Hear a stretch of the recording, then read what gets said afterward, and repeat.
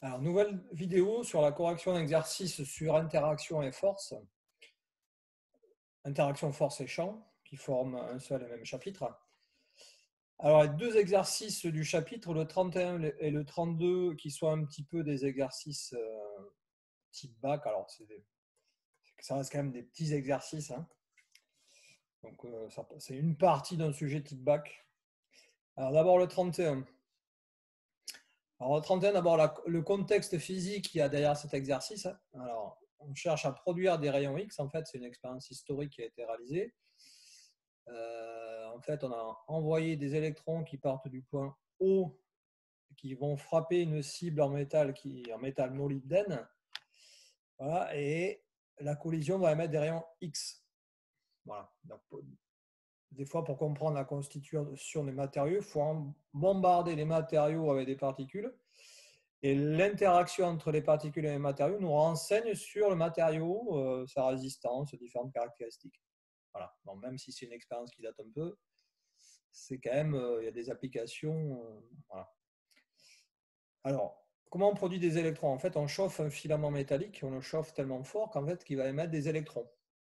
Ces électrons sont accélérés entre O et A, c'est ça le point crucial. Et les électrons sont accélérés par le champ électrique E. Le champ électrique E, il y a une force électrique qui est associée à ce champ électrique. Alors, comment on produit ce champ électrique? Alors, ça, c'est pas expliqué. Alors, on admet que là-dedans, il règne un champ électrique. Par exemple, un condensateur génère ce champ électrique.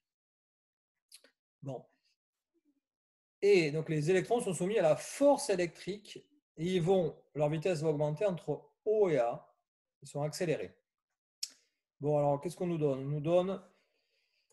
On nous donne la valeur du champ électrique. On nous donne la valeur du champ électrique. Alors, peut-être que je choisis sa couleur d'abord. La valeur du champ électrique. Alors, pourquoi je ne peux pas choisir? Bon, bref, peu importe.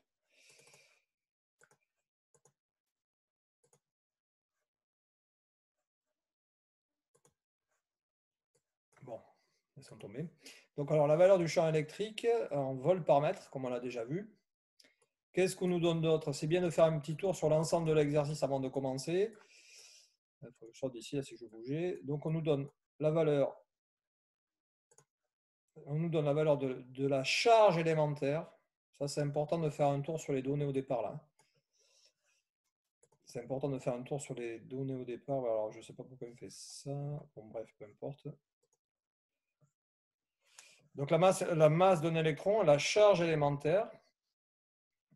Et on me dit, donner l'expression vectorielle de la force électrique subie par un électron en fonction du champ électrique. Alors, correction. En fonction du champ électrique. Donc, en fait, la relation entre vecteur F, force électrique, et champ électrique. Donc, de suite, c'est ça. Hein. On la connaît, cette formule. On ne peut pas tergiverser. Hein. Soit on la connaît, soit on ne la connaît pas. Q étant la valeur de la charge électrique qui subit la force, c'est-à-dire l'électron. La charge électrique d'un électron, c'est à savoir, c'est moins la charge élémentaire, moins E. Donc Q négatif ici. Voilà. Donc ça, c'est aussi à savoir. Regardez, je vous ai bien mis ce qu'il y a à savoir. Bon, ça fait des répétitions par rapport à ce qu'on a déjà dit. Donc Q négatif ici. Voilà. Donc on remplace Q par moins E. Et ça nous permet de dire, même si la question n'était pas posée, que le vecteur force et le vecteur champ électrique sont collinéaires de sens contraire. En fait, si vous regardez la figure, le vecteur E, il est de A vers O. Si on a le point A, on a le point O. Le vecteur E, il est comme ça. Et la force électrique, elle est dans l'autre sens. Parce que la charge électrique qui subit la force, elle a une charge électrique négative. Attention, quand on a une expression vectorielle ici, une expression vectorielle, c'est la valeur Q, la valeur qui peut être positive ou négative. Ce n'est pas la valeur absolue ici. L'expression vectorielle, ce n'est pas la valeur absolue de Q. C'est le Q qui est soit positif, soit négatif. Et il est négatif ici. Donc le vecteur FE, il est de sens contraire au vecteur E N'oublions pas la flèche ici. Voilà, donc les électrons, ils partent d'où? Ils partent de haut, en fait, les électrons. Ils partent de haut, ils subissent une force électrique dans ce sens, donc c'est cohérent. Voilà, donc leur vitesse va augmenter de O à A. Alors justement, on demandait d'expliquer pourquoi il y avait une accélération, en de dire pourquoi on parle d'accélération des électrons. Alors on ne va pas aller trop loin non plus, parce que la notion d'accélération, c'est une notion qui n'est pas évidente. Donc dans un premier temps, alors c'est un peu plus compliqué que ça, mais en fait on va retenir que quand il y a une augmentation, une variation de vitesse en fait, lorsqu'il y a une variation de vitesse, il y a une accélération. Donc là en fait les électrons, leur vitesse va augmenter de O à A, puisqu'ils sont soumis à une force, c'est la seule force qui va s'exercer ici sur les électrons. Donc ils sont soumis à une force, donc leur vitesse va augmenter, donc ils sont soumis à une accélération. Bon. On verra en fait que l'accélération, il faudra le définir par un vecteur et c'est un tout petit peu plus compliqué que ça. Là, on retient juste sa augmentation de vitesse, accélération. La vitesse de la voiture augmente, on part de 0 km/h, on va jusqu'à 50, et bien on subit une accélération. La voiture subit une accélération. Question 2A, j'enchaîne. Question 2A, tracer selon l'axe OA une ligne de champ électrostatique. Alors, la ligne de champ, j'ai quelque chose à savoir, la ligne de champ, et le vecteur champ, il est tangent à la ligne de champ, c'est à savoir. Donc le vecteur E, il est tangent à la ligne de champ. Le vecteur E, on nous donne un vecteur E qui est comme ça. En fait, les vecteurs E, je pourrais les représenter dans toute la région. Je vous rappelle qu'un champ, c'est un champ vectoriel. Un champ, c'est l'ensemble des vecteurs dans une certaine. Un champ vectoriel, c'est un ensemble de vecteurs dans une certaine région de l'espace. Donc là, dans cette région qui est entre O et A, les vecteurs E, l'ensemble des vecteurs E, c'est le champ vectoriel, le champ électrostatique. De façon assez logique, alors relisons peut-être un peu l'énoncé. Le champ électrostatique, il est uniforme. Sous-entendu uniforme, ça c'est quelque chose d'important. Il est uniforme dans l'espace que j'ai entouré en noir. Là. Uniforme, ça veut dire que le vecteur E est constant en direction sans ses valeurs, dans tout l'espace. Ça, c'est une notion très importante, une notion de champ de vecteur uniforme. E constant, alors j'écris pas tout, constant en direction sans ses valeurs.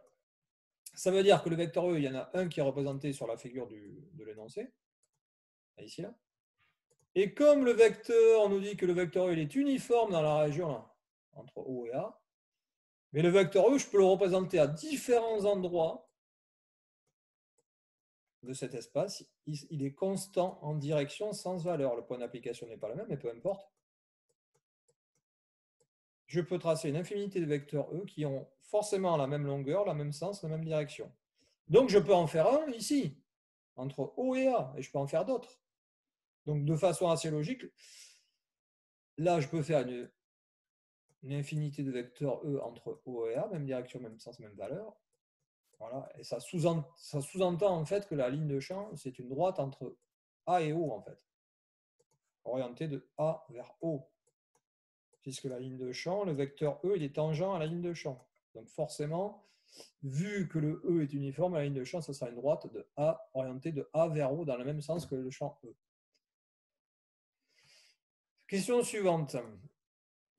Calculer la force électrostatique exercée sur l'électron dans ce champ, donc subie par l'électron.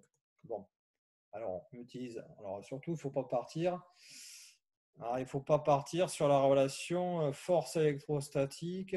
Je vais bille en tête. Alors, je me remémore. J'ai une formule, j'en prends une au hasard. K fois la valeur absolue des deux charges électriques sur D carré. Bon, en plus, là, elle ne serait pas applicable. De quelle charge électrique on parle? Bon, peut-être la première c'est celle de l'électron, mais la deuxième, on ne sait pas.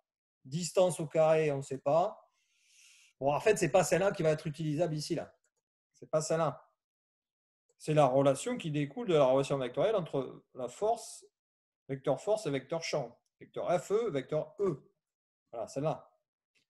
Et quand je pense de cette relation vectorielle en norme, donc du côté gauche, je prends la norme, du côté droit, je prends un norme de E. Mais attention, pour un scalaire, il faut prendre la valeur absolue. Alors, mathématiquement, ce ne serait pas tout à fait correct, mais c'est pour vous faire une petite simplification. Quand je prends la norme de vecteur, eh bien, si j'ai un scalaire là-dedans, il faut que je prenne la valeur absolue du scalaire. Donc Q, c'est un scalaire. Alors, en plus, Q, il est négatif ici. Q, il vaut moins E. Hein. Moins E, donc négatif. Donc la valeur absolue de Q, c'est plus E, justement. Voilà, donc je traduis cette formule peut-être un petit peu plus compliquée.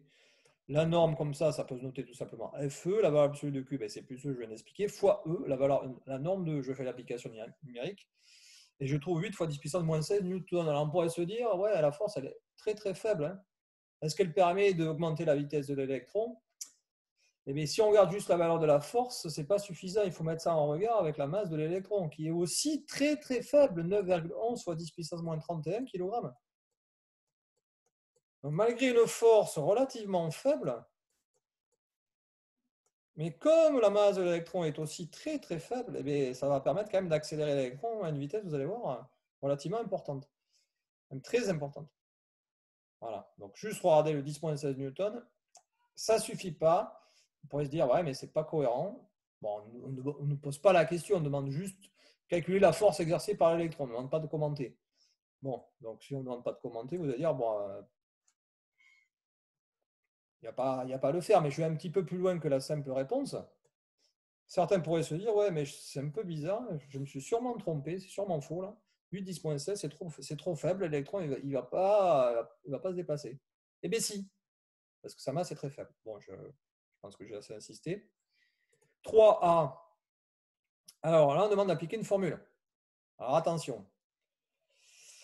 On se place dans le cas de la mécanique classique. On nous dit que dans le cas de la mécanique classique, la vitesse, c'est racine de 2 fois la charge élémentaire fois la tension U fois la masse, divisé par la masse de l'électron. Bon, on nous dit d'appliquer cette formule.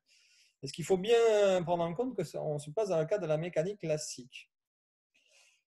Alors ça va intervenir dans la 3B. Alors j'y reviendrai peut-être dans la 3B. Donc là, dans la question 3, on applique assez bêtement la formule. Alors cette formule, on ne sait pas trop d'où elle sort. Vous verrez, on saura la démontrer en terminale, cette formule. Alors donc la 3A, c'est calculer la valeur de la vitesse. On a toutes les valeurs. Alors, si on ne veut pas avoir de problème, on met tout en unité internationale et on aura la vitesse en mètres par seconde. Attention, on n'aura pas en kilomètres par heure. U en volts, E charge électrique en coulomb, masse en kilogrammes. U, est donné en kilovolts, 100 kilovolts, donc le facteur multiplicatif 100 fois 10 puissance 3 de kilo. Voilà, on met tout là-dedans, là, il y a bien 2 là, ici.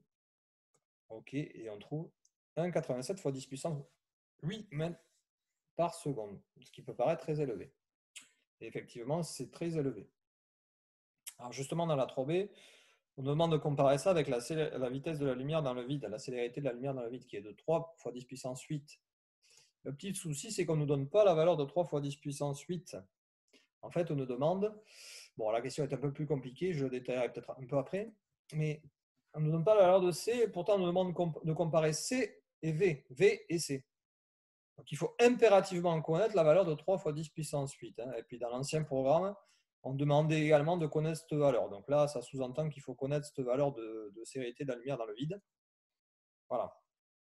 Alors la question très précisément, attention c'est précis. Hein. La mécanique relativiste. Alors on n'a pas besoin de connaître tout en détail. On suit les indications du texte. Avec les indications du texte, on doit pouvoir répondre. La mécanique relativiste remplace la mécanique classique pour l'étude de mouvement lorsque la valeur de la vitesse du système atteint 10% ou plus de la célérité de la lumière dans le vide. En d'autres termes, si un corps ou des particules ou des corpuscules se déplacent à très grande vitesse, mais la mécanique classique, qui est la mécanique de Newton, elle est plus, ça marche plus. Le modèle mathématique de la mécanique de Newton ne marche plus. Ça marche par, la physique, ça marche par modèle. Hein. Voilà, mais c'est la mécanique relativiste qui remplace la mécanique classique, mécanique de Newton, quand on est à grande vitesse. Alors évidemment, ça veut dire, est-ce que c'est contradictoire? Non, parce qu'en fait, la mécanique relativiste, qui est la mécanique d'Einstein, elle englobe la mécanique de Newton, elle est plus générale. C'est-à-dire que quand on utilise la mécanique relativiste et qu'on se place à petite vitesse, ben on retrouve les lois de Newton de la mécanique classique. Donc la mécanique relativiste est beaucoup plus générale, elle englobe tout ça. Bon, bref, vous ne connaissez pas les lois de la mécanique relativiste et là, ça ne sert pas de les connaître. C'est bien d'avoir une vision un petit peu plus globale. Donc là, l'idée, c'est de savoir est-ce que la valeur de la vitesse de l'électron qu'on a calculée, elle est supérieure à 10% de la vitesse de la lumière ou inférieure à 10% de la vitesse de la lumière. Donc en fait, il faut calculer une sorte de pourcentage. On fait le rapport de V sur C. Ça vaut, on fait le calcul, ça fait 0,62, soit en pourcentage 62%. Puisque si je fais passer V sur C, je calcule, hein, ça fait 0,62. Bon, 0,62. Donc je fais passer le C de l'autre côté, ça fait V égale 0,62 fois C. Et 0,62, c'est 62 sur 100. Donc autrement dit, la vitesse de l'électron qu'on a calculée précédemment, elle correspond à 62% de la vitesse de la lumière, de la célérité de la lumière. OK? Donc la vitesse qu'on vient de trouver, elle est bien supérieure à 10% de la célérité de la lumière. C'est plus grand que 10%. Vous faites 10% de 3 fois 10 puissance 8, ça fait 3 fois 10 puissance 7.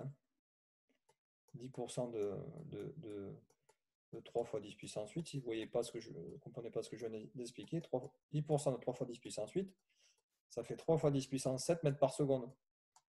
La vitesse que j'ai calculée de l'électron, je termine, tac. La vitesse que j'ai calculée de l'électron, elle est supérieure à cette vitesse. Hein. Donc la vitesse, elle est supérieure à 10% de la célérité de la lumière dans le vide. Donc autrement dit, si vous avez bien compris ce qu'il dit dans le texte, les lois de la mécanique classique ne sont plus applicables puisque la vitesse de l'électron est supérieure à 10% de la vitesse de la lumière. Donc là, on a une contradiction. Là. On veut vous faire discuter en fait, de la valeur trouvée. Hein, la physique, ce n'est pas juste j'applique bêtement des formules, tac, je sors un truc. Non, là, on essaie de discuter, voir physiquement qu'est-ce qui se passe. Voilà, donc du coup, ben, la mécanique classique, elle serait plus valable. Donc le problème, c'est qu'on a calculé la vitesse avec la formule qui était obtenue dans le cas de la mécanique classique. Donc la valeur qu'on a trouvée, en fait, elle n'est pas bonne. Donc on a fait un calcul, on a trouvé une valeur de vitesse, on interprète ça, et en fait, la valeur qu'on a trouvée, c'est pas la bonne. Il faudrait utiliser les lois de la mécanique relativiste, et on ne les connaît pas. Et puis, ce n'est pas l'objet de la question. On veut juste vous faire discuter. Voilà, et la discussion, c'est ça. On n'est pas dans le cadre de la mécanique classique parce que la vitesse de l'électron est très, très grande. Bon, on en parlera un petit peu de la mécanique relativiste en terminale. Un petit peu, hein, très rapide. Alors, ça, c'est pour cet exercice 31. Le 32, alors j'enchaîne. Un exercice aussi, vous allez voir, notion de vecteur et de somme de vecteurs. Alors oui, dans le contexte de l'exercice, on a, lors d'une éclipse solaire, la Lune se trouve entre la Terre et le Soleil. Bon, on comprend bien la situation là. Là le cône, là je peux pas dessiner, mais le cône de lumière, là, il va faire une ombre sur la Terre et en fait, là, par là, ici, il y aura le cône d'ombre de la Lune et il y aura l'éclipse totale du Soleil pour ceux qui sont par là, pas a priori pour tous les habitants de la Terre. Hein. Bon, en plus, le schéma, est-ce qu'il est vraiment à l'échelle, c'est pas sûr, donc bon. Bref, en plus, l'histoire d'éclipse solaire, dans tout le sujet, on ne parle pas trop là, c'est juste un contexte initial.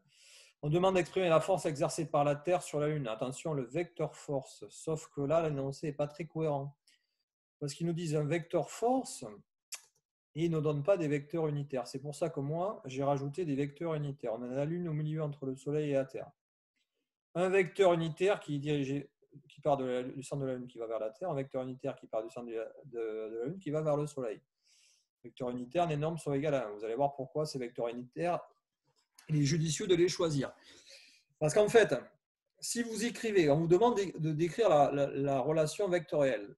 Donc, admettons, vous écrivez ça, Vous n'écrivez pas de vecteur à droite. Vous écrivez un vecteur à gauche, mais pas de vecteur à droite. Mais c'est faux. Là, vous avez écrit la norme du vecteur force, en fait. Vous n'avez pas écrit le vecteur force. Et on vous demande bien d'écrire le vecteur force. Donc, le vecteur force, c'est... Alors, on regarde le vecteur unitaire qu'on a choisi. On nous demande d'écrire l'expression littérale de la force exercée par la Terre sur la Lune. Donc, sur la Lune, je pars du centre de la Lune. Je me décale un tout petit peu là, pour que ça soit lisible. Sur la Lune, ça s'exerce à partir au centre de la Lune, vers la Terre, puisque c'est une force attractive. Donc, le vecteur qui m'intéresse, le vecteur force, T sur L, il est bien dans la même direction, en même sens que le vecteur unitaire U. Donc, le vecteur force, celui qui m'intéresse, c'est plus quelque chose vecteur U. Et le plus quelque chose qui est devant le vecteur U, c'est la norme. Et on sait que la norme du vecteur force gravitationnelle, c'est la constante Granger fois la masse des deux corps mis en jeu en interaction l'unitaire sur la distance au carré. Voilà. Donc sans vecteur unitaire, c'était compliqué. Bon. Alors sûrement que le sujet, si ça avait été un vrai sujet de bac, il aurait été un petit peu rectifié, on aurait rajouté un vecteur unitaire. Parce que vous, choisir par vous-même un vecteur unitaire, bon, pour l'instant, en première, ça paraît un peu difficile. En terminale, j'espère que de vous-même, peut-être, vous serez capable de choisir ce vecteur unitaire. Ouais, ce n'est pas non plus infaisable. Ensuite, dans la question, on nous demande question suivante, exprimer cette force en fonction du champ gravitationnel. Alors, on doit connaître la définition du champ gravitationnel, du vecteur champ. Alors là, de la Terre, attention, qui s'exerce sur la Lune. Donc, on prend la force et on divise par la masse qui subit, par définition, c'est le vecteur force divisé par la masse qui subit la force, donc le champ, donc la masse de la Lune. Voilà. Et ça donne ça. Voilà. Ça donne ça, de manière évidente. Donc, si je prends la relation de la force et que je divise par la masse de la Lune, ça me fait ça. En relation vectorielle, attention toujours. De toute façon, on doit savoir que la norme, alors attention, je parle de la norme, c'est-à-dire que de ça, de ce que j'encadre là, on doit savoir que la norme d'un champ gravitationnel, c'est G fois la masse de celui qui crée le champ sur la distance au carré. Alors, caractéristique, je ne l'ai pas mis, mais du vecteur champ gravitationnel créé par la Terre. Alors, dans la question, on suggère que c'est au centre de la Lune. Mais moi, j'étais un petit peu plus général. Alors, j'ai fait la Terre ici, le centre de la Terre, et j'ai tracé des lignes de champ tout autour de la Terre, des lignes de champ gravitationnel terrestre. Ça, on doit le savoir, les lignes de champ autour d'un objet sphérique, lignes de champ gravitationnel. Les lignes passent par le centre et dirigées vers la Terre, puisque c'est des forces attractives. Alors évidemment, c'est des pointillés, puisqu'après, ces lignes de champ n'auraient pas de sens à l'intérieur de la Terre. Bon, en fait, là, dans la question, on parle du champ gravitationnel créé par la Terre, bien sûr, mais sur la Lune. Donc, en fait, on est là. Donc, c'est ça dont on vous parle. Donc là, la norme, là, la valeur, c'est calculé pour la Lune. Champ gravitationnel terrestre subi par la Lune. Voilà, donc c'est une certaine valeur quand on calcule sa norme, en appliquant la formule là. Et là, la distance, évidemment, c'est la distance Terre-Lune, puisque créée par la Terre et subie par la Lune. Bon, et si on voulait représenter d'autres champs gravitationnels en d'autres points, donc le champ gravitationnel terrestre en ce point-là, s'il y avait un objet de masse petit m, il suffirait le champ gravitationnel qui est comme ça, selon la ligne de champ. Bon, les remarques, on en a déjà parlé. Alors, ensuite, le petit 2, on veut faire quelque chose d'analogue pour le champ de gravitation créé par le Soleil. Parce qu'en fait, ce qu'on veut faire, c'est la Lune, elle est là, elle est entre la Terre et le Soleil. Elle n'est pas loin de la Terre et le Soleil. Donc, la Lune, elle subit le champ gravitationnel terrestre et le champ gravitationnel du Soleil. Donc, pour la Lune, elle subit les deux champs. Donc, ce qui va l'influencer, c'est la somme des deux champs. du Soleil et de la Terre. Donc, dans un premier temps, on s'occupe du champ terrestre créé par la Terre, et là, dans un deuxième temps, on s'occupe du champ créé par le Soleil. Dans un troisième temps, on regarde ce que ça fait les deux ensemble. C'est ça l'idée. Donc, dans le petit 2, donc celui créé par le Soleil, dans un deuxième temps, voilà, donc c'est G fois la masse du Soleil sur la distance au carré. Alors, attention, par rapport au schéma, je reviens ici, je change peut-être de couleur, je prends du vert là. La force exercée par le Soleil sur la Lune, elle est comme ça. Hein. Alors, plus grand, plus petit, je ne sais pas trop. Il faudrait calculer. Si, je sais. Je sais parce qu'après, j'ai calculé. Donc là, c'est plus grand. Alors, si on ne fait pas le calcul d'avant, c'est pas évident. Donc, la force exercée par le Soleil sur la Lune, c'est dans ce sens-là. Hein, par le Soleil sur la Lune. La Lune subit les deux forces, un coup de la Terre, un coup du Soleil. Alors, vous voyez pourquoi il sert le vecteur petit v, le vecteur unitaire petit v, parce qu'il est parfait pour exprimer le vecteur force exercé par le Soleil sur la Lune. Donc, pour exprimer le champ gravitationnel du Soleil. Voilà. Donc, le champ gravitationnel du Soleil, la norme, c'est G fois la masse de celui qui crée le champ sur la distance au carré, et le vecteur unitaire dans la bonne orientation. Voilà. Pour le Soleil, ça sera comme ça, vecteur petit v. Alors, on calcule la norme du champ créé par le Soleil au niveau de la Lune. Donc, ça donne ça. Donc, c'est légèrement plus élevé que 2,69 fois 10.3 pour la Terre, 5,90 fois 10.3 pour le Soleil. On demandait de faire un schéma en utilisant une échelle. Alors, une échelle ni de force, mais de champ gravitationnel. Là. 1 cm sur le papier. Ah oui, pourquoi j'ai pris 10.3 parce que Newton par kilogramme, parce qu'en fait, ça va me faire des longueurs de vecteurs de 2,69 cm, ou 2,7, et de 5,9. Attention, dans la bonne orientation, GS du Soleil, dans ce sens-là, 5,9 cm de longueur avec l'échelle choisie. Alors attention, là, sur mon papier, sans déformation, sans agrandir le papier, sans me rétrécir, hein. Là, 2,69, 2,7 cm. Voilà. Mais la Lune, elle subit donc les deux champs de la Terre et du Soleil. Donc elle subit la somme des deux champs. Mais comme le champ, c'est une grandeur vectorielle, pour trouver le champ résultant, il faut faire la somme vectorielle. C'est pour ça que là, on a besoin de savoir ce que donne la somme de deux vecteurs. On doit savoir le tracé par une méthode graphique et en exprimant chaque vecteur. Alors peut-être la méthode graphique dans un premier temps. Peut-être un peu plus simple. Voilà. Bon. Alors, on est au niveau de la Lune. Je vais prendre du rouge. On est au niveau de la Lune. Donc ça, c'est le champ gravitationnel créé par le Soleil. C'est le même schéma que tout à l'heure, celui-ci. Voilà. Le champ gravitationnel terrestre, il est comme ça. Et dans ce sens-là, un petit peu moins long. Comment tracer graphiquement le vecteur résultant? Alors là, c'est pas si dur que ça, en fait, parce que les vecteurs ont même direction. Alors, je trace le vecteur GS. Voilà. Je pars de la pointe de la flèche où j'ai terminé ce premier vecteur et j'ajoute. Hein. Attention, je ne retranche pas. Hein. Même plus. Hein. Plus le deuxième vecteur, c'est-à-dire lui. Lui, ce vecteur, en fait, je le prends et je le translate jusqu'ici. Je le fais démarrer de la pointe de la flèche du premier vecteur. Et il arrive ici. Okay, c'est un plus. Hein. Mais les vecteurs sont de sens contraire. On ne fait pas une soustraction, on fait une addition de vecteurs. Mais comme les vecteurs sont de sens contraire, forcément, ça fait ça plus ça. Et le vecteur résultant, alors, méthode très simple. Hein. Où je suis parti? Je suis parti de là. J'arrive où? Je suis arrivé de là. Donc le vecteur, il part de là et il arrive là. Le vecteur résultant. Voilà. Donc j'ai trouvé le vecteur champ gravitationnel résultant de l'addition des deux champs vectoriels. Mais comme ils sont de sens contraire, mais les normes des vecteurs vont se retrancher là.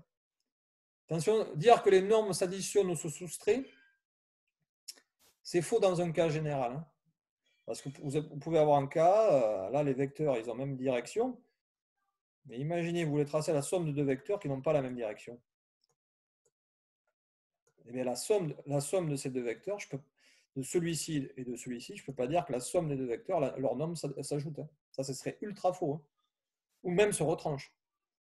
Quand je fais l'addition de deux vecteurs, les normes ne s'ajoutent pas ou ne se retranchent pas dans un cas général. Donc, il ne faut pas retenir ça dans un cas général. Alors, je fais un petit aparté. Comment faire la somme de ces deux vecteurs-là? Alors, c'est un peu pareil. Je prends le premier vecteur. Je prends le premier vecteur, je le trace. Le deuxième vecteur, je le prends, je le fais commencer de la flèche du premier. Voilà, bon, mon tracé est approximatif. Hein. Donc ça, ici, je le translate ici. Je suis parti d'où? Je suis parti de là.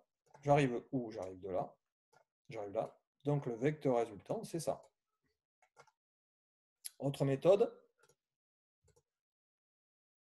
Je ne sais pas si vous avez appris comme ça, là, le parallélogramme associé, en fait, je prends cette droite et je fais la parallèle ici. Je prends cette droite, je fais la parallèle ici. Ça me fait un parallélogramme. Et la diagonale du parallélogramme, c'est le vecteur résultant. Bon, on aura le temps d'en reparler.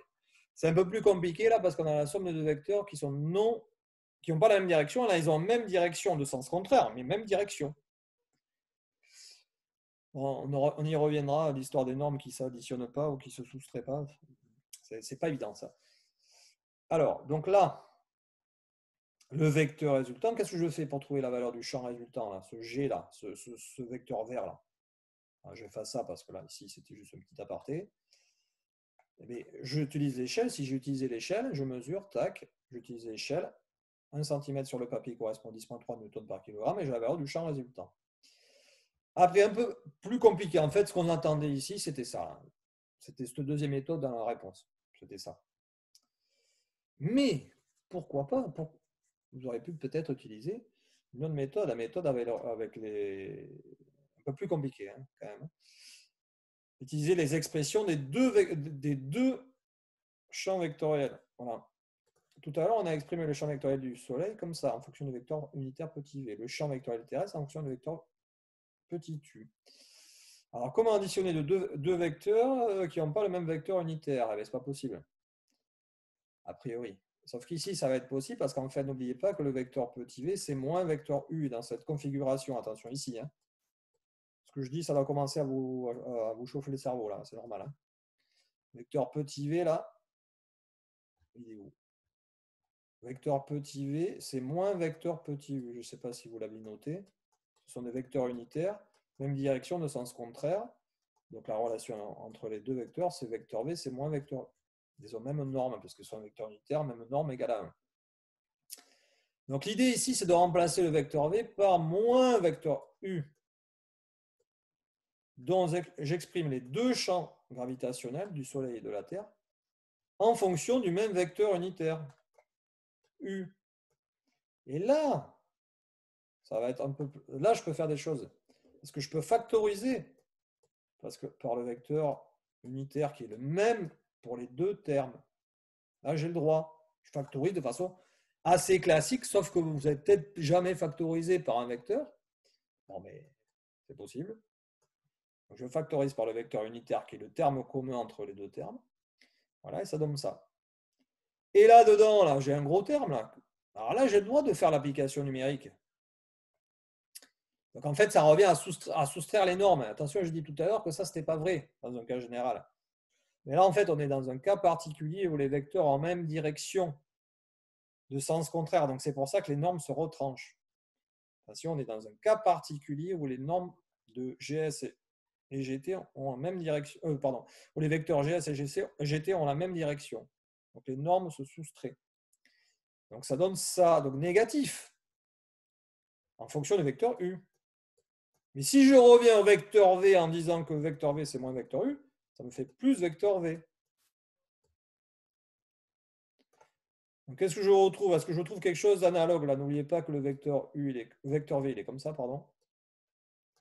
Tout à l'heure, par ma méthode graphique, j'ai trouvé que le vecteur G résultant, il était comme ça, c'est-à-dire dans le même sens que vecteur V unitaire.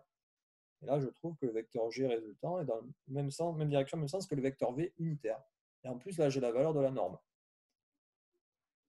Voilà, donc c'est des méthodes tout à fait, des méthodes analogues.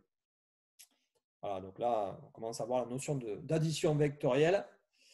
Je pense que là, ce que j'ai raconté sur la fin, là, il va peut-être le regarder plusieurs fois. Il y a sûrement des questions, mais ça se prend du temps pour bien assimiler, surtout pour faire les liens entre les mathématiques et la physique.